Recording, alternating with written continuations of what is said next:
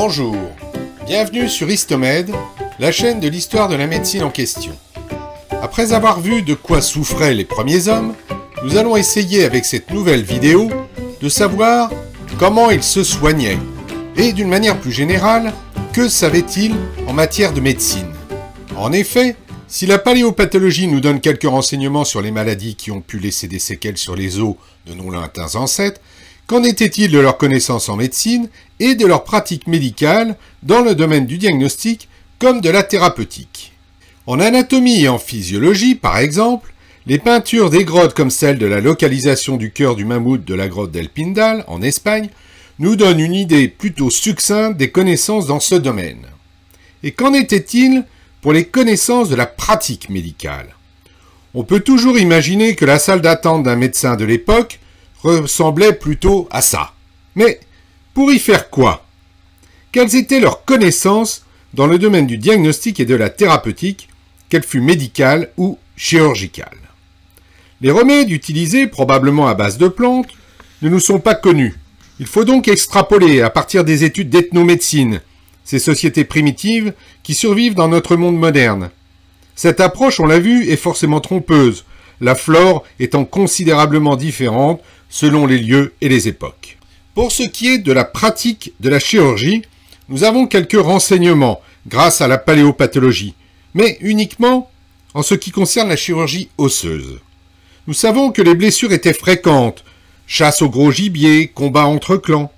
Les causes de ces blessures étaient plus ou moins accessibles pour le soignant. Extraction de corps étrangers, la pointe de silex fichée dans cette vertèbre thoracique semble bien avoir été la cause de la mort, car cela correspond au passage de l'aorte. Parage des plaies au silex, immobilisation d'os brisés. On sait que les premiers hommes savaient réduire et immobiliser les fractures dans l'axe, sans doute d'ailleurs davantage par constatation empirique que par découverte de la physiopathologie ou de la mécanique osseuse, mais de nombreux cas de chevauchement laissent penser qu'ils ne connaissaient par contre pas la traction. Les amputations, parfois accidentelles, à l'exemple de cette amputation humérale réussie au néolithique. L'équipe de chercheurs à l'origine de cette découverte, derrière Philippe Charlier, a émis l'hypothèse que le bras de cet homme avait été arraché suite à un accident puis opéré de façon à couper proprement la blessure à l'aide de silex. L'étude des ossements confirme que ceux-ci ont cicatrisé et que l'homme a survécu plusieurs mois à son intervention. Enfin, dernier domaine, la trépanation. Cette trépanation est le sujet d'un vaste débat depuis plus d'un siècle et demi. Pourquoi les premiers hommes se creusaient-ils la tête? Inconnue au paléolithique, très nombreuse au néolithique, cette trépanation était répandue sur l'ensemble de la Terre. Fréquente en Europe et au Pérou, elles étaient néanmoins rares en Afrique, même si la plus ancienne retrouvée le fut au Maroc. La finalité de cette intervention, qui pouvait d'ailleurs concerner des animaux, encore non dénués de risque à notre époque et a fortiori il y a 10 000 ans, avec un simple silex, reste controversée. Véritable geste thérapeutique pour évacuer un hématome?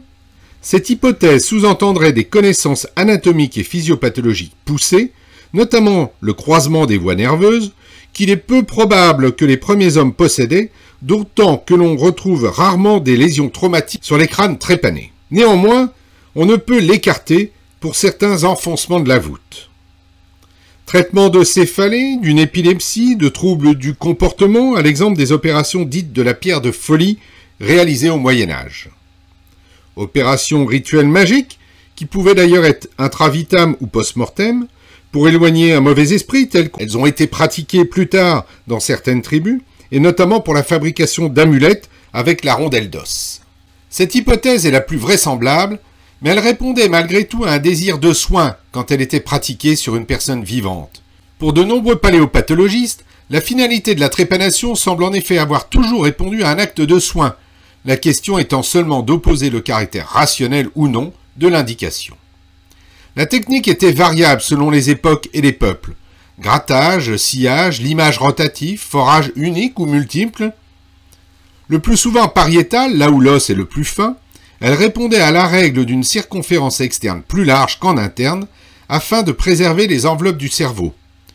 On apprécie la survie du patient, finalement assez fréquente, et même sur les trépanations multiples, comme sur cet exemple, sur la recolonisation du diploé, os spongieux entre les deux tables osseuses du crâne, par de l'os cortical. Ces différents critères permettent de faire la différence entre ces trépanations, dont les premières descriptions furent faites par Paul Broca au XIXe siècle, et d'autres causes de lyse osseuse, infectieuses, congénitales ou traumatiques, ou alors avec de fausses trépanations, faites pour alimenter le marché florissant des cabinets de curiosité au XIXe siècle. Parfois, cette différence n'est pas facile à faire. Ici, un kyste épidermoïde, là, une trépanation cicatrisée. Il s'agissait parfois d'une chirurgie plus élaborée, comme la pratique de suture intestinale avec des mandibules de fourmis ou de scarabées. Les insectes vivants pinçaient les bords de la plaie avec leurs mandibules, puis on arrachait le corps en tournant pour laisser la tête en place. Cette technique, apparue en même temps mais à des endroits différents, pose la question non encore élucidée de la simultanéité des découvertes scientifiques ou de la transmission de ces découvertes dans le temps et dans l'espace, à une époque où bien sûr Internet n'existait pas. Quoi qu'il arrive, nous suivons l'historien de la médecine Sprengel quand il affirmait en 1792 dans son essai d'histoire pragmatique de la médecine que la chirurgie représente la plus ancienne des thérapeutiques. Nous avons entrevu la pathologie, les connaissances en anatomie et en thérapeutique des premiers hommes. Mais qu'en était-il des rapports de ces derniers envers la maladie et la vieillesse? Les paléopathologies se tournent à nouveau vers les ethnomédecines pour répondre à cette question. Celles-ci nous apprennent qu'il est probable que les rapports de la maladie et de la vieillesse, du moins la notion de maladie et de vieillesse, étaient variables selon les tribus. Cette notion est encore valable aujourd'hui, où il vaut mieux vieillir en Afrique, entouré des siens, que dans nos sociétés modernes déshumanisées. Chez les Navarros, la tribu éprouve bonté pour des malades et des infirmes, alors qu'ils sont tués dans d'autres peuplades primitives. Autre exemple, des malades qui réchappent à une grande maladie imposent le respect chez certains peuples, preuve d'un pouvoir surnaturel ou alors d'une complicité divine, alors qu'ils sont l'objet de crainte chez d'autres. Dans le domaine des maladies mentales, il est de bon ton chez les Esquimaux d'être psychotiques pour faire chaman, alors que d'autres peuples les enferment ou les exterminent.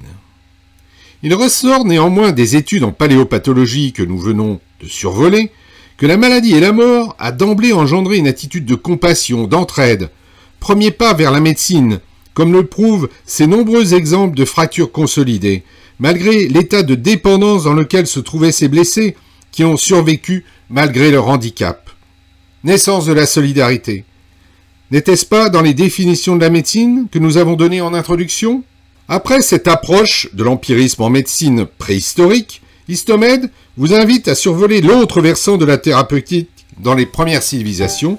Je veux parler de la médecine magique. Ceci dans une prochaine vidéo d'Histomed, la chaîne de l'histoire de la médecine en question.